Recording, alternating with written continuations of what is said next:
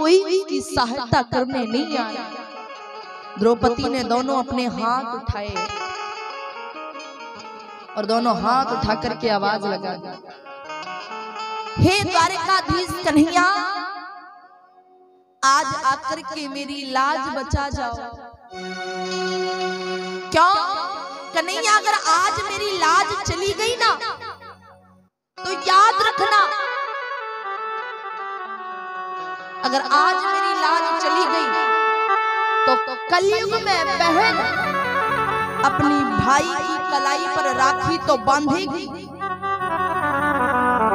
पर इतना जरूर कह देगी कि भैया जब तू क्या मेरी रक्षा करेगा जब द्रौपदी का भाई कृष्ण उसकी रक्षा ना कर सका।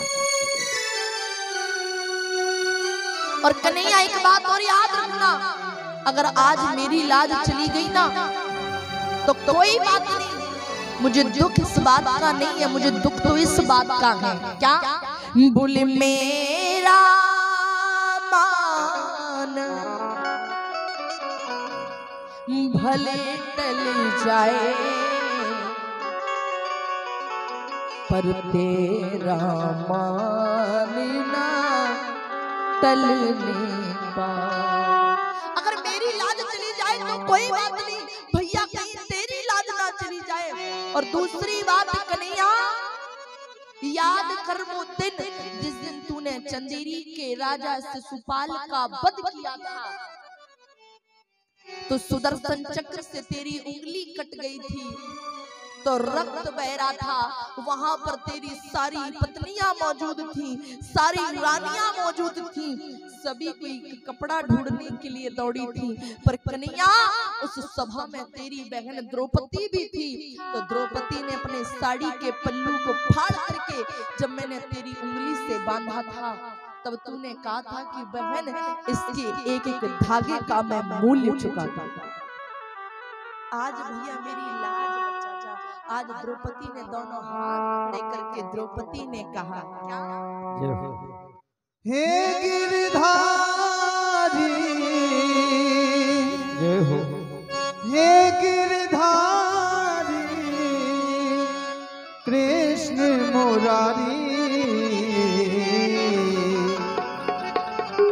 लाज रखो हे बांके बिहारी, लाज रखो हे बांके बिहारी। हे गिरधारी, हे गिरधारी कृष्ण मुरारी, लाज रखो हे बांके बिहारी, लाज रखो हे बांके बिहारी। तालियां बजाते दोनों।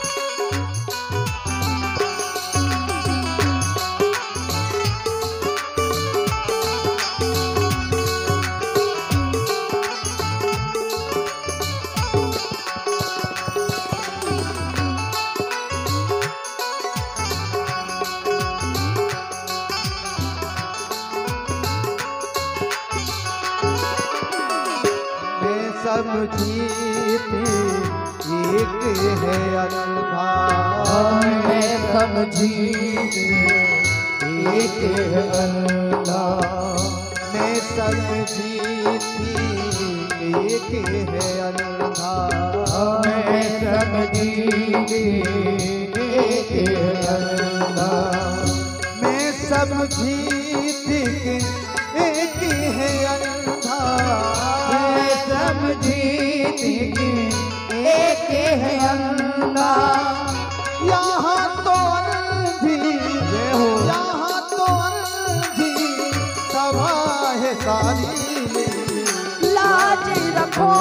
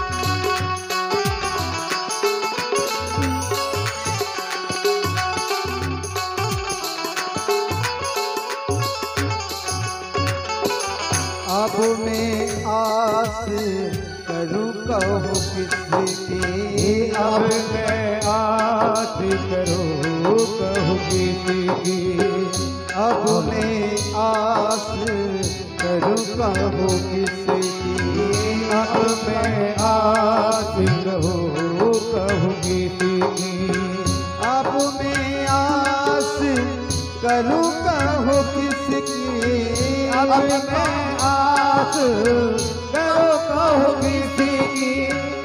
यहाँ तो सब बैठे हैं जो आनी, लाज रखो है बाकी बिहारी, लाज रखो है बाकी बिहारी।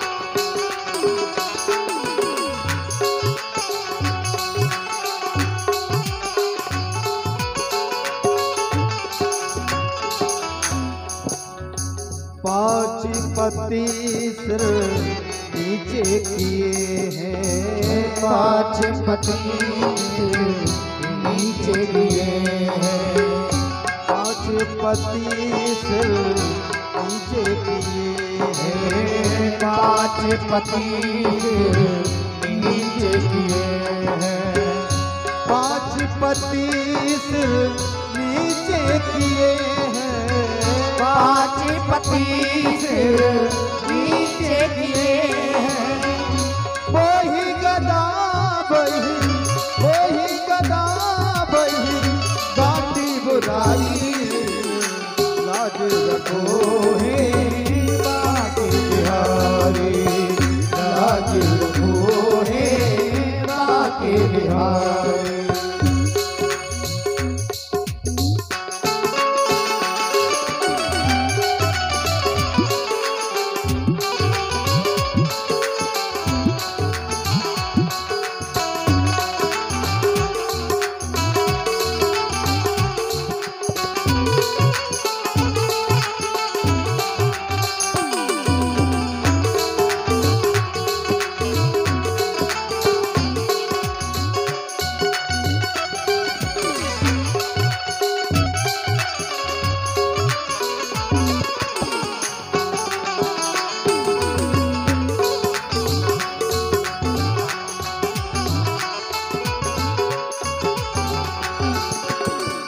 कहता है खुद को बलशाली, कहता है खुद को बलशाली, कहता है खुद को बलशाली, कहता है खुद को बलशाली, कहता है खुद को बलशाली, कहता है खुद को बलशाली। खींच रहा है भूला की साड़ी, लाज को है बाकी बिहारी, लाज को है बाकी बिहारी, लाज को है बाकी बिहारी। ये गिरधारी तेरे से मुरारी,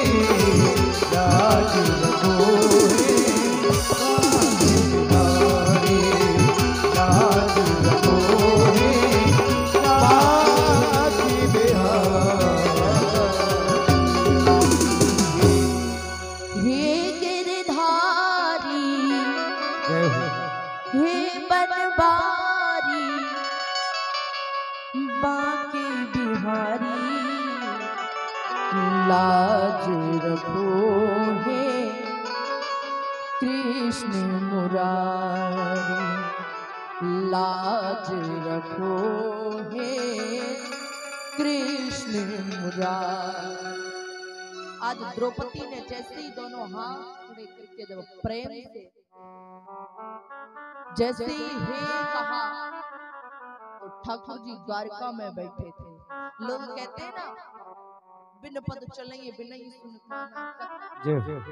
सुनो महाराज कहते हैं ना, बिन पद चलेंगे कर बिन कर्म करई विदनाना। जो लोग कहते हैं कि ठाकुर जी बिना हाथों के कुछ कर नहीं सकते, ठाकुर जी के हाथ नहीं है फिर भी ठाकुर जी करते हैं, ठाकुर जी के पैर नहीं फिर भी चलते।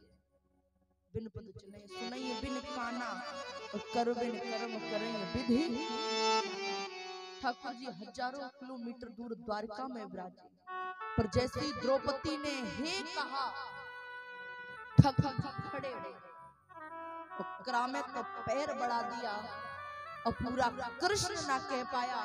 उससे पहले तो ठाकुर जी महाराज द्वारका से आए और महाराज द्रौपदी की साड़ी के रूप में प्रकट हो गए। और द्रौपदी की इतनी साड़ी बढ़ाई कि 10,000 हाथियों का बल रखने वाला दुशासन 10 हाथ की साड़ी डाली। वृंदावन के संतों ने एक दोहा लिखा था कि सारी बिच नारी है कि नारी बिच सारी है, ओ सारी ही नारी है कि नारी की ही सारी। इतना चीर बढ़ाया द्रौपदी का। जब साड़ी खींचते जब दुशासन गिर पड़ा, जैसे ही गिरा, जब द्रौपदी की जब लाज बच गई, आज द्रौपदी ने भगवान श्री कृष्ण की बांह पकड़ ली। और जानते हो बांह पकड़ करके द्रौपदी बोली क्या? भैया हे कन्हैया, तूने कृपा की पर कंजूसी बहुत की। क्या कहा? तूने कृपा की पर लेकिन कंजूसी कर दी। कैसे? भैया मैं तुझे इतनी देर से बुला रही थी, तूने आने में देर क्यों कर दी? जानते हो ठाकुर जी ने द्रौपदी से कहा, द्रौपदी सच्चाई तो ये है मैंने आने में देर नहीं की, तूने मुझे बुलाने में देर कर दी।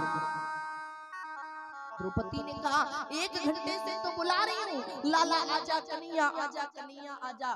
ठाकुर जी ने कहा द्रौपदी तूने मुझे बुलाया जरूर, पर तूने मुझे द्वारकाधीश कह करके बुलाया। मैं तो तेरे इसी साड़ी के पल्लू में बैठा था, जब तूने मुझे द्वारकाधीश कहा तो तेरी इसी साड़ी के पल्लू को छोड़ करके मुझे द्वारका जाना पड़ा, द्वारका का राज मुकुट पहन करके आना पड़ा। बस बहन मुझे आने जाने में समय लग गया। अगर तूने मुझे द्वारकाधीश की जगह, अगर तूने मुझे घटघट वासी कह के बुला लिया होता तो मैं तुरंत से तेरी साड़ी के चीरने से प्रकट हो जाता। अब तो द्रौपदी ने प्रतिज्ञा कर ली और द्रौपदी ने कहा मैं ये प्रतिज्ञा करती हूँ, जिस दुशासन ने मेरे बालों को खींच करके मुझे सभा में लेकर के आया है, जब तक इन बालों को मैं दुशासन के सीने के रक्त से नहीं धुल लेती, तब तक मैं अपने खुले हुए बालों को बांधने वाली नहीं हूँ। भीम ने प्रतिज्ञा कर ली कि जब तक मैं दुर्योधन की जंघा को नहीं तोड़ूंगा तब तक मैं शांति से बैठने वाला नहीं। जैसी प्रतिज्ञा की, कई दिन बीत गए, महाराज धृतराष्ट्र को रातों में नींद नहीं आती। क्या? महाराज धृतराष्ट्र को रात में नींद नहीं आती, जागते रहते। एक दिन काका विदुर जी पहुंचे धृतराष्ट्र और विदुर जी ने धृतराष्ट्र से जाकर कहा महाराज मैं आपको कई दिन से देख रहा हूं, आप रात्रि में सोते नहीं, आपके ना सोने का कारण क्या है? क्योंकि रात्रि में सारा संसार सोता है, मात्र केवल ये 4-5 लोग जागते हैं। कौन कौन? अव्यक्त बलवंता दुर्बलम हीन साधनम हस्तम कामनी चोर भवि शांति प्रजागरा। का ये 5 लोग जागते हैं। अव्यक्त बलवंता, किसी कमजोर व्यक्ति का झगड़ा किसी बलवान से हो जाए तो वो कमजोर व्यक्ति रात में सोता नहीं है। अव्यक्त बलवंता दुर्बलम, कोई रोगी बीमार व्यक्ति हो उसे नींद नहीं आती। अव्यक्त बलवंता दुर्बलम हीन साधनम, जिसके यहाँ चोरी हो जाए एक उसे नींद नहीं आती। चौथा, चोर को नींद नहीं आती। और 5वां, एक कामी पुरुष को नींद नहीं आती। आप कहीं इन 5 रोगों में से कोई रोग तो नहीं हो गया? आप रात में सोते क्यों नहीं हो? धृतराष्ट्र केवल सुन रहा है। विदुर जी ने कहा, महाराज मैं जानता हूँ आपको नींद क्यों नहीं आती। क्यों? एक पापनी कृते फला। महाराज, अगर एक व्यक्ति पाप करता है तो भुगतना उसके परिवार को। अगर परिवार का मुखिया गलती करे, ध्यान रखना, एक परिवार का मुखिया गलती करे तो भुगतना उसके परिवार को पड़ता है। अगर गलती गांव का सरपंच करे तो भुगतना पूरी गांव को पड़ता है। अगर एक विधायक गलती कर दे तो पूरी विधानसभा को भुगतना पड़ता है। एक मंत्री गलत कर दे तो महाराज भुगतना पूरा संसदीय क्षेत्र को पड़ता है। अगर कहीं एक राजा गलती कर दे तो भुगतना फिर पूरी प्रजा को पड़ता है। जैसे एक मछली पूरे तालाब को गंदा कर देती है। महाराज, दुर्योधने शैलवे चाकरणे दुशासने तथा, आप हस्तिनापुर जैसा राज्य आप दुर्योधन के हाथों में सौंपने जा रहे हो ना, इसलिए आपको नींद नहीं आती। इतना कह के विदुर जी चले गए। दुर्योधन के पास कई शांति प्रस्ताव भिजवाए, पर दुर्योधन को समझ नहीं आया। आज स्वयं द्वारकाधीश भगवान श्री कृष्ण जाते हैं किसके पास? दुर्योधन के पास, शांति दूत बनकर। और जैसे शांति दूत बनकर के गए, पीछे काका विदुर खड़े। काका विदुर का एक मनी मन विचार आया, भाव आया। तो काका विदुर सोच रहे हैं, ना जाने ऐसा कौन सा दिन आएगा जिस दिन बांके बिहारी स्वयं मेरे घर भोजन पे पधारेंगे। प्यारे मन से दिया हुआ निमंत्रण मन से स्वीकार कर लिया, ठाकुर जी स्वीकार कर लिया। इतने में दुर्योधन आया, और जैसे ही दुर्योधन आया तो ठाकुर जी दुर्योधन को समझाते हैं, देखो दुर्योधन, बोले क्या? बोले जो पांडव है ना, बोले हाँ। बोले तुम्हारे काका के बेटे हैं, बिल्कुल हैं। तुम्हारे भाई हैं, बिल्कुल हैं। तो आधे राज्य के अधिकारी हुए क्या नहीं हुए? दुर्योधन ने कहा, सुनो कन्हैया, वो मेरे काका के बेटे हैं, भाई के बेटे हैं, लेकिन आधे राज्य के अधिकारी बिल्कुल नहीं है। मैं आधा राज्य नहीं दूंगा। कन्हैया जी ने कहा, दुर्योधन आधा राज्य ना दो, केवल 5 गांव दे दो। दुर्योधन ने कहा, कन्हैया बिना युद्ध के 5 गांव तो दूर, मैं सुई की नोक भर भी उनको जमीन देने वाला नहीं हूं। ठाकुर जी ने मुस्कुरा के कहा, देखो दे दो। बोले ना। ठाकुर जी मनी मन कहते, दुर्योधन हमें लगता है कि अभी तुमने युद्ध देखे नहीं है, और जिस दिन युद्ध देख लोगे उस दिन बताने लायक नहीं रहोगे। धृतराष्ट्र ने दुर्योधन का हाथ दबा दिया। ना ना, कैसी हाथ दबाया? दुर्योधन समझा इशारा। दुर्योधन ने कहा, कन्हैया कहाँ इन बातों में लग गए? मेरी माता है ना गांधारी, उन्होंने 56 प्रकार के व्यंजन भोजन बनाए हैं, आप भोजन पर पधारो, आप भोजन करो। प्यारे धन्य है भगवान श्री कृष्ण ने बड़ी नम्रता से कहा, दुर्योधन मैं तुम्हारे यहाँ भोजन कर तो लेता, पर तुमसे पहले मेरा निमंत्रण काका विदुर ने कर दिया। अब तो जैसे ही सुना विदुर जी ने कर दिया, विदुर जी